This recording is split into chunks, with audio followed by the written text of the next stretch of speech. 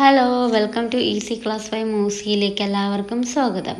അപ്പോൾ നമുക്കെല്ലാവർക്കും അറിയാമല്ലേ, അറബിക്കൊക്കെ മാറി ഇപ്പോൾ 4 ഇയർ ഡിഗ്രിയാണ് ഇപ്പോൾ ഉള്ളത്. അപ്പോൾ ഡിഗ്രി ഇപ്പോൾ BSc അറബിക്കാണ് ഞാനിപ്പോൾ നോക്കുന്നത് കേട്ടോ. അപ്പോൾ ഇന്നത്തെ ക്ലാസ്സിൽ ഡിസ്കസ് ചെയ്യുന്ന BSc പ്രോഗ്രാമിലെ ഫസ്റ്റ് സെമസ്റ്ററിൽ അൽ ഷുറാഖ് മോഡേൺ സ്റ്റാൻഡേർഡ് അറബിക് 1 ആദ്യത്തെ യൂണിറ്റിലെ ഫസ്റ്റ് ചാപ്റ്ററായ ആയത്തുൽ ഫിൽ കൗനി ആണ് നോക്കുന്നത്. ആയത്തുൽ ഫിൽ കൗനി എന്ന് പറഞ്ഞാൽ പ്രപഞ്ചത്തിലെ അടയാളങ്ങൾ എന്നാണ് ഹെഡിങ്ങിൻ്റെ മീനിങ്.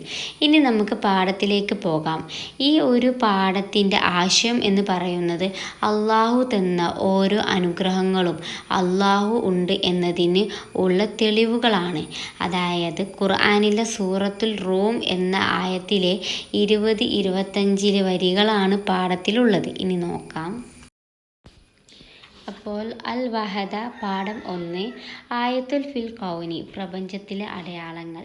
അപ്പോൾ അതിൽ ഫസ്റ്റ് സൂറത്താണ് വമിൻ ആയാത്തിഹി അൻ ഹലക്കക്കും മിൻ തുറാബിൻ സുമ്മൽ ഇദൻ അൻതും ബഷറുൻ തൻതശിറൂൻ.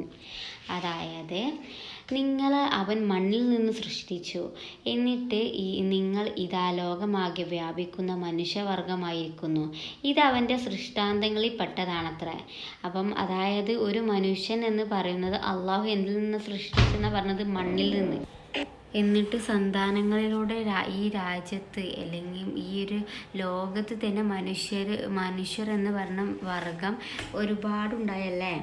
അപ്പോൾ ഇതിലൂടെ നമ്മൾ എന്താ മനസ്സിലാക്കേണ്ടത്? അള്ളാഹുവിൻ്റെ ശ്രേഷ്ഠതയാണല്ലേ. അപ്പം ആദം നബി സല്ലല്ലാഹു അലൈഹി വസല്ലം ആദ്യം അയക്കേണ്ട അള്ളാഹു മണ്ണിൽ നിന്ന് ജനിച്ചതല്ലേ.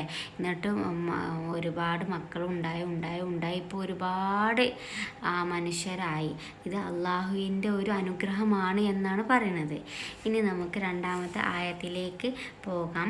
വമിൻ ആയാതിഹി അൻ ഹലകലക്കും മിൻ അൻഫുസിക്കും അസ്വാജൻ ലിതസ്കുനൂനു ഇലൈഹ വജഹലൽ ബൈനകുമുൽ മവദത്തൻ വറഹമതൻ ഇന്നൽ ഫീ ദാലിക ലിആയാതി ലിഖൗമിൻ യതഫക്കറൂൻ.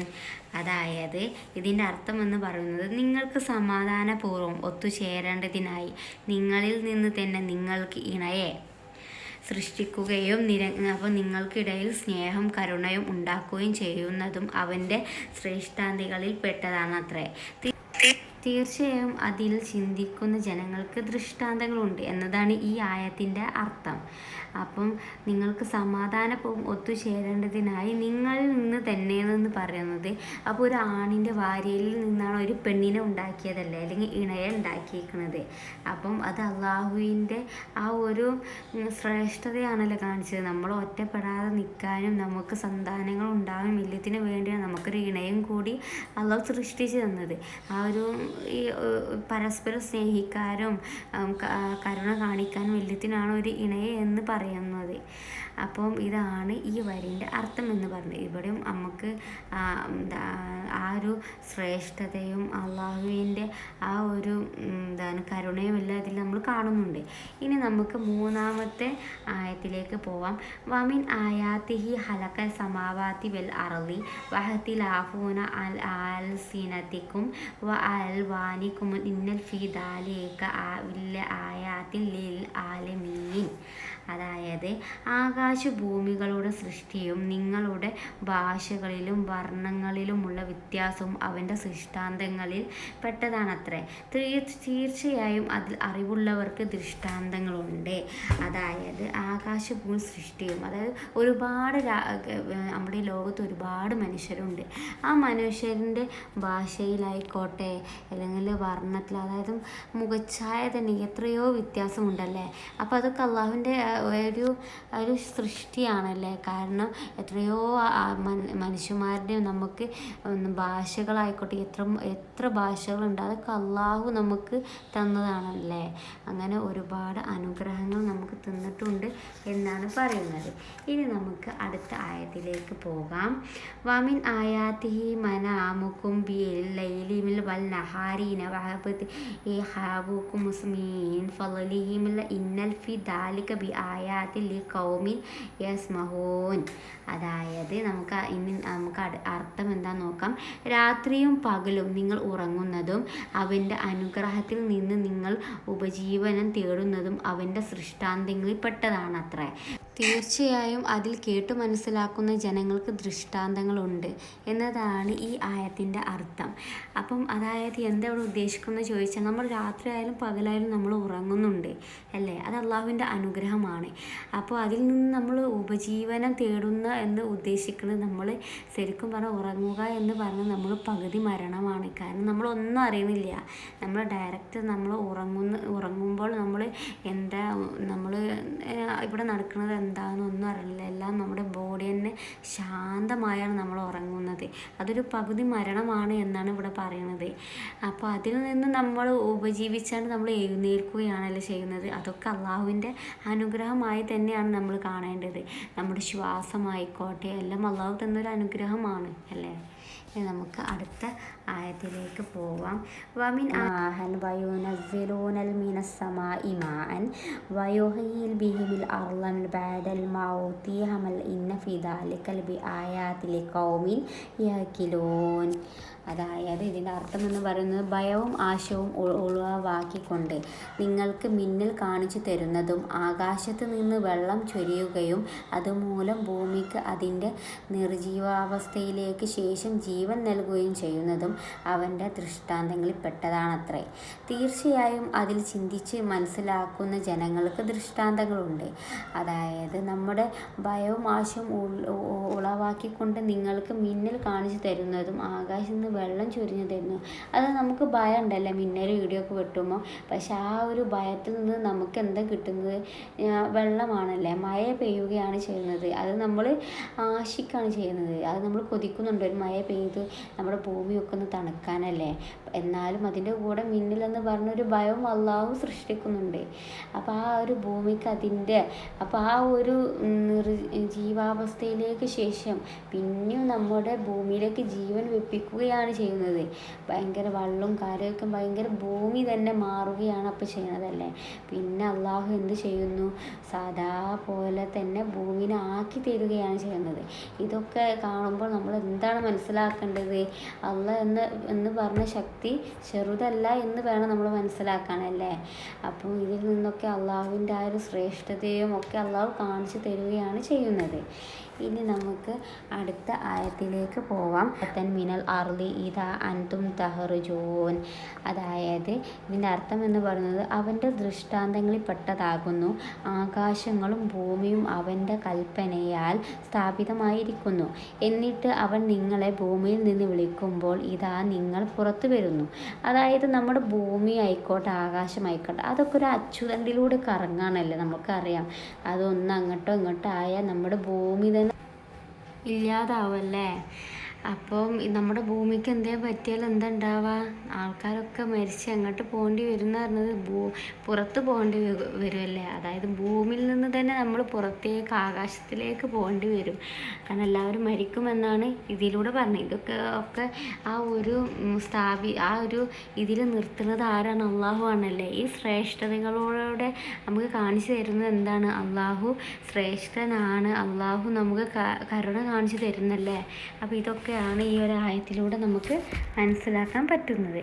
ഇനി നമുക്ക് ഈ ഒരു പാഠം എല്ലാവർക്കും ഈ ഒരു പാഠം മനസ്സിലായി എന്ന് വിചാരിക്കുന്നു. ഇനി നമുക്ക് ആക്ടിവിറ്റീസിലേക്ക് പോവാട്ടോ. ഇനി നമുക്ക് മഹാബൽ അൽ മുഫ്രഹാത്ത് എന്താ നോക്കാം. അതായത് പദങ്ങളുടെ അർത്ഥങ്ങൾ. ബഷറും ഇൻസാനുൻ, മനുഷ്യൻ.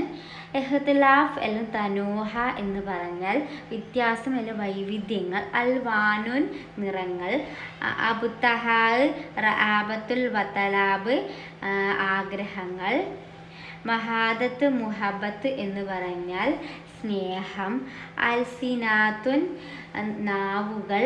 മനാഉൻ നൗമുൻ എന്ന് പറഞ്ഞാൽ സ്വപ്നം അല്ലെങ്കിൽ ഉറക്കം. ഹൗഫൽ വത്മഹ ഇനി നമുക്ക് നോക്കാനുള്ളത്.